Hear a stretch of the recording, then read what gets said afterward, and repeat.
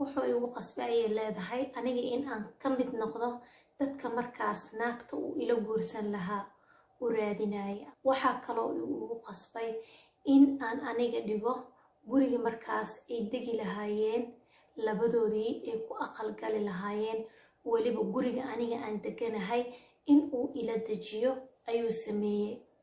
haddaba waxay leedahay intaasoo dhibaato ah maxaa igu qasbi karo in aan sameeyo? waxay leedahay haddii aana samayn lahayna waxyaabo badan ayaa halaabi lahaa. haddaba qofkii aniga aan aqiini ee ninkayga ahaa ee muddo 12 sano qabay in maanta uu dhaho adiga gacantaada iigu doon gabadha aan kula guursan lahaa, weliba waxaan kula dejinayaa guriga adiga aad degan tahay. walaalay qaaliga waxaa jeclaa qisadaan inaad daawataan, wixii fikirkiina idinkana aad kasoo dhiibataan. gabadhan waxaa isleedihiin daciifnima ka keentay in ay samayso midaas, misena way ku saxsaneed. ninkan asagana ma ayadaa ka keensatay in uu sidaasi gabadhu ku sameeyo misena. assalaamu calaykum waraxmatullahi wabarakaatu. walaalaha qaaliga ee ku xiran channelkayga Muneesa, meel walba adduunka joogtaan inay ugu caafimaad qabtaan aan rajeynaa. fadlan haddii ay tahay marka ugu horeysa aan soo booqanayso waxaa kaa codsanaa inaad subscribe noo saarto, gambaleelkana aad furto si muuqaal walba oo kuugu soo dhaca maba u noqoto daawadaha ugu horeeya. waana mahadsantihiin, sida wanaagsanaa mar walba ila socotaan, kommentidiina quruxda badan leh, ducooyinkii dhiirigelinta isugu jiro. waxaa idin leeyahay jasaakumullahu khayran. haddaba qisadan waxay ku dhacday gabar Soomaaliyeed ee ku xiran channelkeena ayay ku dhacday oo ay haysataa qisadan. waxa ay ka cabanayso ma ayada ayaa lugaheeda iyo gacmaheeda ku geysatay mise gabadhan waa laga gardaran yahay. abaayo waxay leedahay aniga waxaan ku noolaa Soomaaliya, weliba hadda xilligan la taagan yahay waxa ay ku nooshahay Soomaaliya. waxay leedahay aniga waxaan curud u ahaa ayay leedahay hooyaday iyo aabahay. xilligaas waxaan jiray leedahay da'da 16 sano, yani da'da under age-ka ama da'da markaas ilmaha ay xilligaas ay qaangaarka yihiin ama maxay ahayto ay bilaabayaan xilligii markaas lagu qaangaaray ay bilaabayeen. qaarkood gabdhaha ama caruurta da'daas markii ay jiraan waxbay bartaan, dad wax bartay yihiin badankood, ilaa iyo qofkii markaas ay duruufta u diido in uu ilmihiisii waxbaro. haddaba gabadhan waxay leedahay aniga xilligaas waxbarasho ayaan ku jiray oo weliba waxaan ku jira ayay leedahay dugsigeygii saro sanadkii igu dambeeyay ma ahayn midka ka horeeyo, yacni form 4 looga baxa. xilligaas waxay ahayd form 3 ayay ahayd gabadhan. waxay leedahay waxaa isoo doontay wiil markaas annaga aan ilmo adeeranahay ee adeerkeen dhalay oo markaas South Africa joogay. South Africa ayuu wiilkan ku noolaa. waalidiinteeda ayay kasoo doonteen maadaama ay dadkiina ay yihiin dad qaraabo ah, wiilkiina uu yahay asagana qaraabada dad ka mid ah. sidii ayuu aabahay igu bixiyay ayay leedahay oo wiilkii laygu siiyey aniga oo yar oo 16 sano jiro oonan dhammaysaninay leedahay waxbarashadeedii oo igaga harsaneyd sanadkaas iyo sanadka ka dambeeya kaliya ayaa ninkan la ii guuriyay leedahay. xilligaas da'deeda aaday u yareed. wuxuuna samayn jiray tir markaas wuxuu imaan jiray Soomaaliya sanadkiiba hal mar noo imaan jiray leedahay. Soomaaliya markii isku guursana oo bilooyin ila joogo uur ayaan qaaday, asagana wuu noqday. maxaa yeelay asaga wuxuu shaqadiisa yacni ay ka socotay South Africa, dukaan uu ku lahaa ay dhahday. dhalinyarada Soomaaliyeed ee markaas dukaanka South Africa ku lahaa ayuu ka mid ahaa wiilkan. marka waxay dhahday waan dhalay. markii aan dhalay kadib aniga waxaan la deganayay tiri waalidkayga ayaan la deganaa, hooyaday iyo aabahay. hooyaday iyo aabahay ayaan la deganaa. aabahay waxay leedahay tii rabbi ayaa u timid oo waa uu geeriyooday. markii uu geeriyooday kadibna hooyaday naxdintii markaas aabahay dhimashadiisii yacni markaas yacni filan waaga ku noqotay darteeda ayaa xanuuno badan ku dhaceen oo sariir ayay iska kortay. qof yacni caafimaadkeedii dhammaystiran ma aysan ahayn. xilligaas waxay tiri maadaama anigana aan ahay tiri curudka guriga ah, qof kale oo iga weyna ma jirnay tiri, ama na biilaayo ama waxay ahayto na gacan siinaayo. ilmaha kalena aniga aaday iga yaryaraayeenay tiri. waxay ahaayeen qaar markaas waxbarashadii markaas dugsiga dhiganayo, qaar markaas iskuul dhiganayo. waxay tiri da isku xigxigto ayaan ahayn. haddaba waxay leedahay ilmahaas iyo hooyaday iyo dhammaan aniga iyo ilmihii ninkeyga u dhalay waxaa mas-uuliyadeeni hayay ninkii markaas aniga i qabay ee markaas qaraabadan aan ahayn ee aabbahay igu daray. gabadhi waxay leedahay waxaa dhacday in markaas aan 10 sano aan usii cagcageynayno aniga iyo ninkeyga guurkiisii. waxaan haystaa ayay tiri markaas 7 caruur ayaan haystaa ayay tiri oo waxaan ahay family aad iyo aad weyn, yani waa 7 caruur, waa ilmo badan waaye, ilaaha u barakeeyo. waxay dhahday markii xaaladii meeshaas ay soo xumaatay Soomaalidiina lagu dilaayo oo dhibaato badan ay soo food saartay, ninkeygii Soomaaliya ayuu usoo noqday. Soomaaliya markii uu usoo noqdayna xaaladeedii waa uu keeni waaye. kadibna wuxuu dhahay aniga ma joogaaye, waan baxaa oo kadibna waxaan galaa dhankan iyo maxay ahayto tahriibka gaar ahaan waliba Yurub dhinaceeda ayaan soo aadaa ayuu igu dhahay. ninkeyga ayay leedahay maadaama uu sidaasi dhahay aniga wax yacni ka hor imaad ma sameynin ay leedahay, maxaa yeelay qofkan waa qof go-aan qaatay. qofka mar haddii uu go-aan qaatana go-aankiisa cid bedeli kartaay ma jirtay dhahday. inkastoo aniga keli ay igu noqonaysay tiri markii uu iga tago caruurtii aniga keligii aa ku noqonaya, inkastoo xitaa xilligii hore uu iga maqnaa, laakiinse sanadkii mar uu ii imaan jirayay tiri oo ilmihii uu ka warhayn jiray xaaladda hooyo. wax walba oo daawadeeda markaas ku baxaayana asaga ayaa bixin jiray. gabadhi waxay dhahday waa isku afkasne oo hooyadeena waxay tiri hooyo macaan iska tufay dhahday ninkaagii niyadana u fur, ilaahay ha samageeyo, yani berigii iyo baxrigaba ilaahay yani si salaamaha ku geeyo. sida ayuu kusoo baxay ayay leedahay wadaadkeygii uu wadada uu kusoo galay. wuxuu soo galay ayay leedahay Yurub markii uu soo galay kadibna sharci ayuu ka qaatay. sharcigii markii uu qaatay kadib waxay leedahay shaqo uu bilaabay maadaama intaba ay ahayd maxay ahayd oo ninkan nin ganacsi iyo dukaan iyo waxyaabahaas ka shaqeynayo uu ahaa. kadib markii uu xag u aadayna wuxuu bilaabay in shaqo badan uu sameynayo, lacago badan uu aruurinayo. kadibna maxay ahayd dad markaas Soomaaliya joogo oo baqaaro leh in uu share la sameeyo oo dhaho lacagtaana anigan idinku darsanaa si markaas meeshii markay u kacdo wixii markii ay soo baxaan faa'iidada markii laga reebo lafihii markii laga reebo faa'iidadana aan kala qaybsan, yani kirada meeshii iyo wixii markii laga bixiyo. waxay dhahday ilaaha wax walba uu barakeeyay ninkeyga, ganacsigii markaas uu kula jirayna dadkii markaas asxaabta ay ahaayeen ilaaha u barakeeyay, farajo kheyr qaba ilaaha u furay dhahday. ninkeyga waxay tiri inta uu maqnaa horta wax isbedela kama arkinay tiri, sidiisii ayuu noo ahaa. dhowr sano kadibna wuxuu kusoo laabtay dhahday Soomaaliya. uur ayaan qaaday ayay tiri markii uu noo imaaday kadib waa uu laabtay sidiisii, yani wax isbedela kama arkin. hooyo sida ayuu maxay ahayd u daryeelayay, wax walbo daawadeeda ku baxay. walaalahay waxay leedahay kuwa iskuulka aadaa isaga ayaa ka bixin jiray lacagtooda iskuulka. kuwa maxay ahayd dhiganaya maxay ahayd madrasada ama maxay ahayd dugsiga asaga ayaa ka bixin jiray qarashka markaasi ku baxayo. waxay dhahday xilligaas uu naga maqnaa markii aan uurka yeeshtay kadib waa dhalay. markaan dhalay kadib 2 sano kadib haddana wuu noo yimid oo ilmihii isaga oo soo fiirinay. haddaba waxaa dhacda ayay leedahay xilligii 3aad ee imaatankiisii oo weliba uu soo dhow yahay ayaa uu isoo wacay odageygii isaga oo markaas iga dalbanayo inaa aniga xaas u jiriyo. waxay tiri markii uu hadalkaasi dhahay aad iyo aada yani uga filan waaye, aad iyo aadaana uga niyijabay hadalkaas markaas afkiisa kasoo baxaayo. maxaa yeelay aniga xitaa waa u dulqaadan jiray tiri intaas sano oo iga maqnaa. sax waayay tiri annaga ayuu noo maqnaa, caruurtiisa u maqnaa. saas ay tahay dhahda aniga mas-uuliyad ayaan haaya, asaga lacagta uu soo diraayay, laakiinse ilmaha 9 bilood caloosha aan ku wado sida ay wax u baranayaan kurismadoodii intaasoo dhan waxay tiri anaa dhabarka u dhiganayay oo heeyay tiri ugu sabraayay. haddaba wuxuu iska soo jaray dhahday ninkii inuu dhaho naag kale ayaan rabaa, naagtaasna ii jirin. naagtana waa naag las yaqiini oo xilligiiba uu Soomaaliya imaanayay las yaqiini oo las arkaday guur lagu heshiiyey.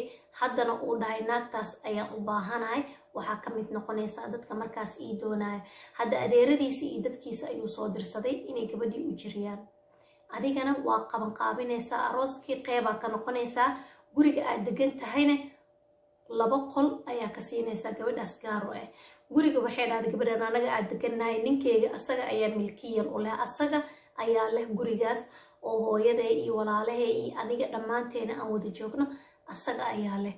wuxuuna igu qasbay tiri in gurigii laba qol looga baneeyo, loo qurxiyo, loo sharxo, gabadhii uu ku guursado, asagana yacni sanad walba marka uu yimaado labadeenaba meeshaas uu noogu imaanayo.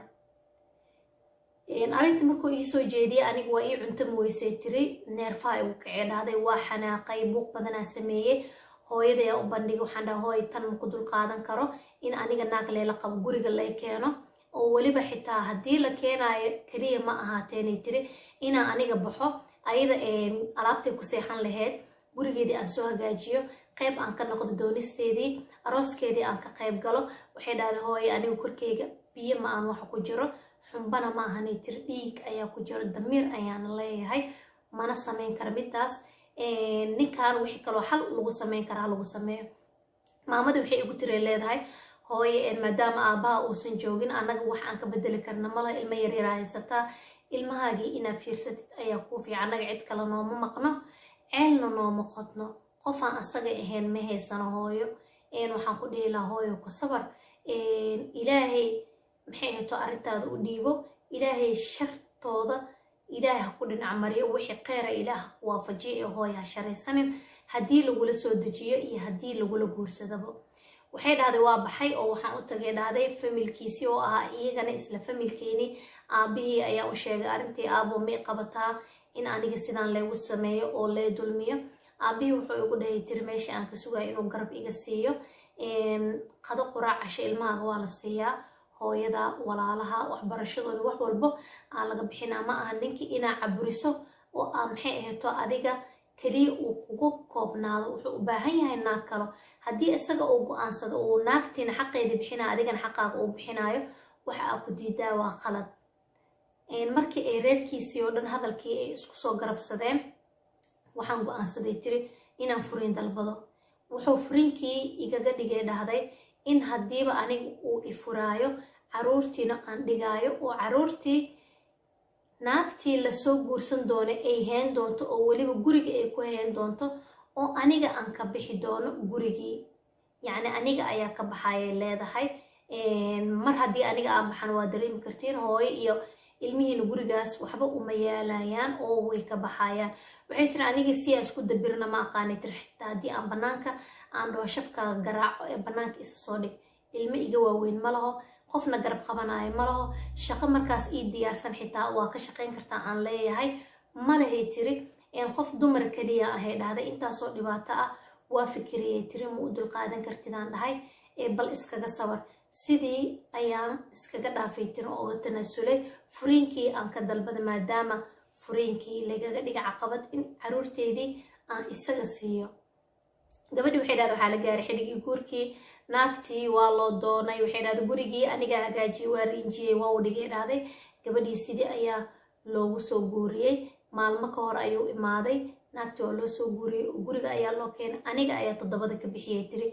intaasoo dhibaata, intaasoo dhaawaca uu ii dhigay tiri, yacni qalbigeygii uu ku dhigay. dadka qaar way ugu sheekaysanayaan, dadka qaar way ugu kajimayaan, intaasoo dhibaataa. waxay dhahday naagtaas iguma dhiganay tiri, ee asaga ayaa igu dhigay. haddiisan asaga yacni uu idhihi lahayn naagtaas saas u sameey, maanta ma ahaadeynay tiri in aan ahaado qof meel walba looga sheekaysanayo, ee iyadana igu sheekaysanayso, ee iga dhigayso qof addoona oo maxay ahayto yacni gurigaan iska joogto, wax un laga dhadhalaayo, aanan joos lahayn, damiir lahayn. gabadhi waxay leedahay ninkaygii waa uu baxay sanadka ugu horreeyey markii uu joogay, naagtiina ay uur yeelatay, wuu noqoyey. naagtii waxay dhahday markay uurka yeelatay indhihii iga keentay oo ima arki karto. waxay dhahday maalin walba dagaal, qaylo, rabsho, buuq. ninkii waxaa dhacday in anigii uu igu qaylinayo, in anigii un maxay ahayto in ay qaladka yacni ay dhinacayga ay ka imaan karaan, oo ayadu waxba aysan samaynaynin. waxay tiri dhibaatooyin aad iyo aad u badan ay ii geysatay naagtaas, maxaa yeelay waxyaabo xitaa ayada banaanka inta ay kasoo samaysay ee gurigeedii keentay, ee ayada maxay ahayto qolkeedii gashatay, waxay dhahday naagtaada iisoo samaysay, way isxiri rabtay, way idili rabtay, maxay ahayto yani been aanan caadi ahayn oo caqligana galaynin iga been abuuratay. hooyada intaas waxay dhihi soo iska aamus ku sabar, ilmahaaga ha kuu koraan, intay ilmahaaga kaaga korayaan madaxaaga dhulka dhig ayay leedahay. waxaas wax lagu sabri kara miya? nimanka Soomaaliyeed waxaa kala yaabay yani qaarkood kulligood ma wada dhahay. wiilal waxaa jira nafta ku huraayo oo nafta ku garab dhigaayo, laakiinse ma badna, lamana helo ilaa iyo qoftii nasiib leh unbaa heshaa. laakiinse kuwa kale waxaan kala yaabaa waxay tahay maxay gabdhaha u silciyaan marka ay wax ay helaan ama hanti ama xoogaa dhaqaale ay helaan, maxay gabadha ugu takaburaan ay madax uga istaagaan, aysan dullo uga dhigaan wax walbo. taas waa xaraam, waa Ilaahay subxaanahu wa tacaalana raali kama ahan. takaburka iyo istizaa iyo waxyaabahaas aad samaynaysiin oo lacagta idinka keenayso ma fiicno. gabadhan waa gabar walaasha ah, xitaa haddaadan family ahayn gabadhan waa walaasha. adiga ma jeclaan lahayd walaasha ninka qabo inuu sidaas oo la dhaqmo? waa maya. adigana inaa ula dhaqanto mar walbo ma wanaagsano. haddaba waxaa dhacday gabadhii in ay dhashay, tii uur kaleed inay dhashay oo gurigii ay imaaday, yani walaasheeda loo soo diray. gabadhan hooyadeed meel kale ayay deganta, isku xaafad ma ahan. waxay dhahday gurigaaga joog, gurigaaga ku umulbax. hadda waa gabar ugub oo la dhaha gurigaaga ku umulbax. haddi ciddaas inaysan kheyr soo wadin meesha ayay ka caddahay. waxay dhahday gabar walaasheeda umusha ka bixinaysay oo la joogtay meeshii. markaasaa anigii waxay tiri waa leegu dhaga hadlaa, ilmahaygii waxay tiri waa la guulguulaa gurigoodii, yani si raaxa ah ama maxay ahayto xurriyad ay kuma joogi karaan ay dhahday. waxaa dhacday umusha markii ay ka baxday kadib oo maxay ahayto cunugeediina sanad uu kusii dhow yahay 9 bilood meelahaas 10 bilood oo jiro ayuu ninkaygii soo laabtay. markuu soo laabtay kadib wuxuu igu sameeyey tiri wax aanan ka filanaynin. iyadii ayuu iga xigsaday, aniga ayuu maxay ahayto dhulka igu jiiday, aflagaadeeyey, si walba ii galay. maxay ahayto hadala aan afka soo marin aan aniga u quuri lahayn asaga ayuu igu dhahay. intaasna yani waxaa ugu dulqaadanayay tiri ilmaha sirarka aan u haay iyo hooyaday iyo walaaladay. markaasaa wuxuu leeyahay orod bax, haddii aad meel haysatid bax, maxaa meeshaan ku dhigay? nin naagtiisa dhahay sidaas ma jiraa. wallahi been aan idin sheegaynin, aniga arrintaas aad iyo aad uga ciishooday, aad iyo aad inii calool xumaysay, mana wanaagsano. gabadhi hadda waxay tiri ninkaygii markuu yimid kadib wuxuu dhahay hal mid aan rabaa inaan kuu sameeyo, in caruurtii aan wado oo aan geeyay waddanka markaas aniga aan joogay, laakiinse adiga kuma wadaya, xaaskayga kalo ayaan wadaa. go-aankana gacantaada ayuu ku jiraa. haddaba idinka maxaa kula tali leedeen gabadha in ilmaheedii ay iska dirta? aniga kolley waxaan dhahay ilmahaagii ha iska dirin, sidii hore biil ha idinkugu soo diro. hadduu ku yimaado alxamdulilah, hadduusan ku imaanin waa xaq asaga ku maqan, ilaahana kala xisaabtamaayo. naagtiisa ha wato, wadamadan gaale inta laga keeno ilmihii isciilkaambiyaan ama maxay ahayto dhibaato kale ka imaada, yani lagaa qaato, dhibaata kaaga imaanayso, ilmahaaga heeso. bal asxaabta ayagana wixii ra'yigooda ah insha Allah qaybta commentiga ku arki doonaa.